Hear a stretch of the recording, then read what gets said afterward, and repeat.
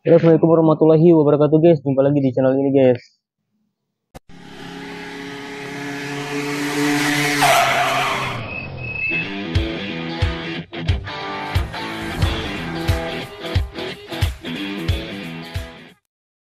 Jadi hari ini tuh saya mau bahas tentang yang belakang ini. Jadi stop-stop yang saya tumpuk ini. Tapi sebelum itu saya pengen ngasih tahu ya teman-teman bahwa ada beberapa komentar yang menduga-duga bahwa seolah-olah saya itu ada kaitannya dengan si Mada yang di PTMBM gitu kan. Terlalu jauh ya teman-teman mikirnya seperti itu gitu. Karena boro-boro mau tahu siapa itu Mada gitu ya. Jadi saya itu termasuk dalam korban atau disebutnya juga bukan agen lagi gitu. Ya sebenarnya saya bawahan agen gitu.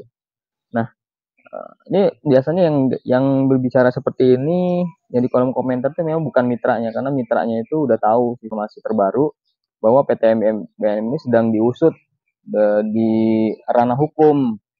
Jadi kalau misalkan ada dugaan-dugaan seperti itu artinya yang komentar ini memang benar-benar bukan mitra.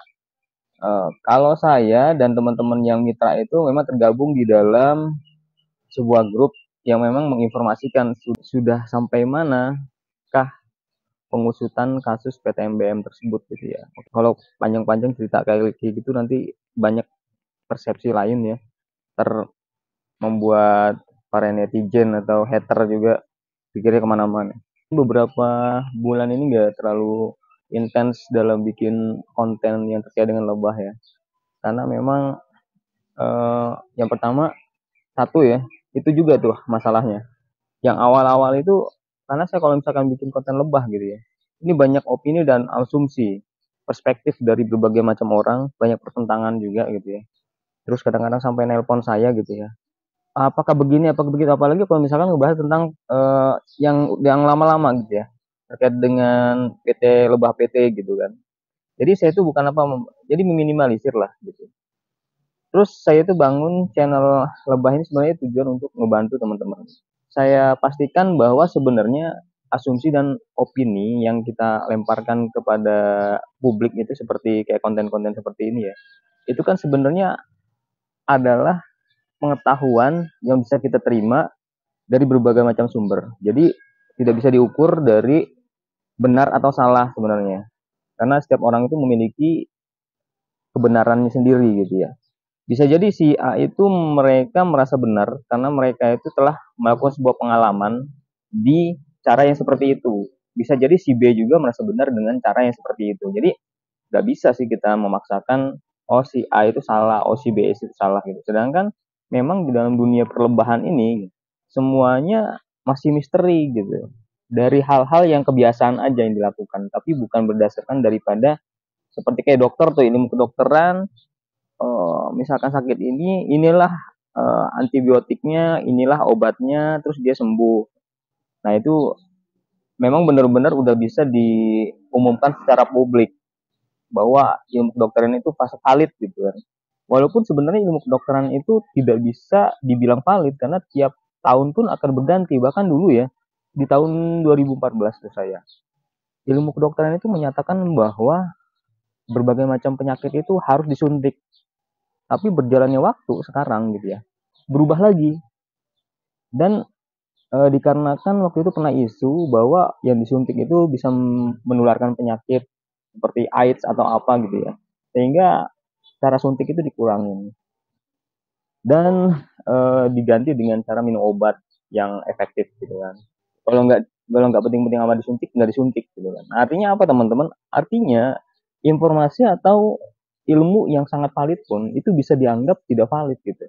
Atau bisa dikatakan adalah kalau misalkan kata orang filsafatnya bilang bisa jadi sebuah kebenaran itu sekarang adalah sebuah kesalahan di masa depan.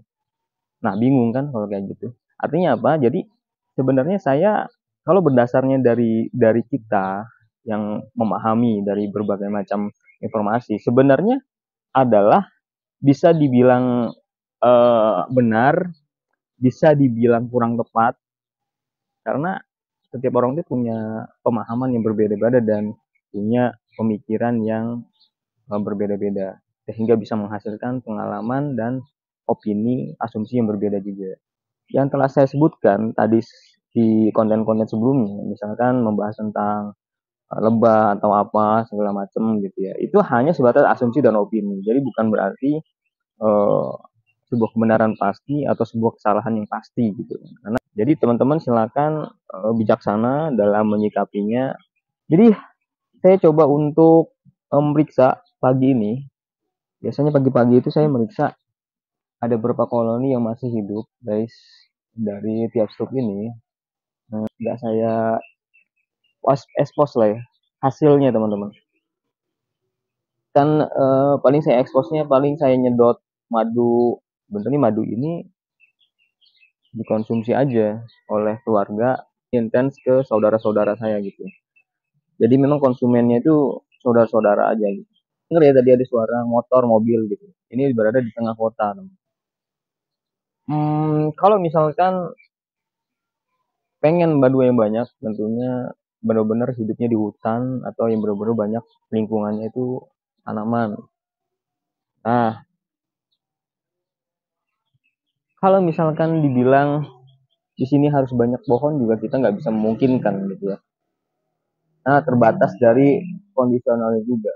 Seperti yang kita lihat di sini, ada yang bicara bahwa teknik seperti ini salah, teman-teman. Numpuk seperti ini salah. Saya sebenarnya udah tahu informasi ini sejak lama, teman-teman. Tapi kenapa tidak saya rubah situasionalnya? Misalkan kalau ngikutin para peternak yang budidaya itu ya, itu jaraknya itu bisa 1 meter lah minimal gitu kan, antara stuk 1 sama stuk 2. Udah ditumpuk seperti ini. Jadi memang kesalahan itu di awal teman-teman. Karena kita terbatas dari tempat, nah tempatnya itu nggak bisa lebar. Kalau seperti itu kan harus butuh, wah setiap satu tempat berarti kalau misalkan ada 50 stuk berarti kan hitung aja tuh berapa meter gitu kan. Terbatas kitanya di lahannya, jadi kita bisa hanya bisa memaksimalkan fungsionalnya. Terus satu lagi pernah saya bahwa kondisionalnya itu setup ini sudah terlanjur posisinya seperti ini teman-teman. Dan yang saya tahu dan itu benar juga kata peternak gitu ya, si lebah trigona ini kalau misalkan dia nyari apa itu nyari madu ya, ngisep bunga gitu ya, terus dia baliknya itu misalkan seandainya lebah itu di sini teman-teman ya, ini lebah nih misalkan, ini stuk lebah nih, ini keluar nih lebah ya, dia akan kembali lagi, dia harus jalurnya lurus berada di sini teman-teman. Kalau misalkan posisinya ini saya rubah, saya turunin aja ke sini ya, satu aja teman-teman ya, saya turunin aja satu tingkat gitu ya, itu akan membuat mereka itu bermasalah ketika masuk. Pernah saya coba seperti itu, mereka nabrak dan menunggu gitu. Padahal stupnya di bawah, tapi mereka maksa untuk masuk ke sini, yang stup yang sudah saya pindahin ke bawah itu. Nah akhirnya apa?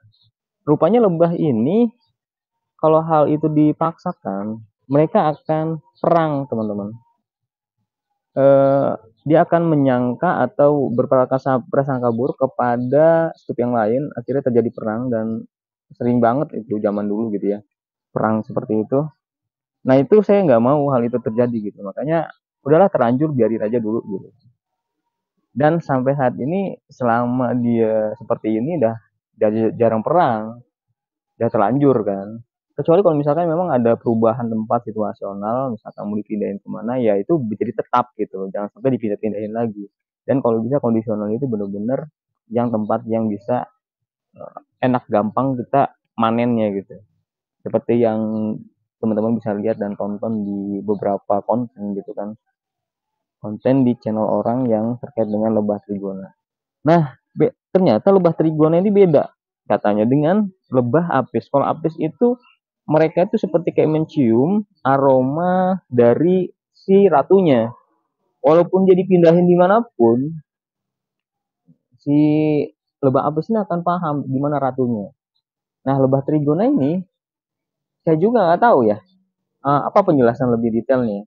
silakan yang tahu pahami mengapa ketika misalkan dipindahkan saja lokasinya itu bisa membuat mereka itu tidak paham di mana tempat stupnya gitu kan. Nah, itu jadi ribut sama yang lain gitu kan. Bagi teman-teman yang paham silakan kolom komentar, dan saya berharap sih teman-teman kalau misalkan mau nanam atau mau nanam bunganya yang disukai oleh lebah. Karena ada beberapa bunga yang memang walaupun kita banyak juga tanemin bunganya, tapi itu bukan bunga favorit dia. Walaupun kita tumpuk gitu, ya kalau nggak diisep sama dia ya nggak guna juga gitu. Akhirnya dia nyari tempat lain kan. Terus untuk lokasi jaraknya trigona ini tidak seperti jauhnya seperti apis, lebah yang besar itu kan. Lebah madu yang besar itu lebih jauh dia. Kalau ini tidak jauh ya. Oke guys, kesimpulannya itu kalau misalkan teman-teman itu ingin membuat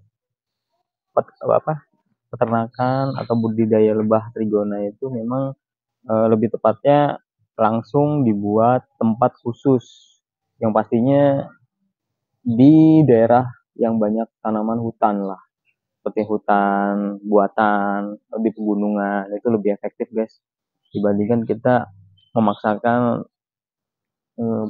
mencoba untuk di lingkungan tanggung-tanggung ya antara kota dan desa gitu kan. Dan jangan sampai seperti ini menumpuk untuk lebahnya itu karena merepotkan ketika mau panen ya. Oke baiklah, terima kasih teman-teman. Wassalamualaikum warahmatullahi wabarakatuh.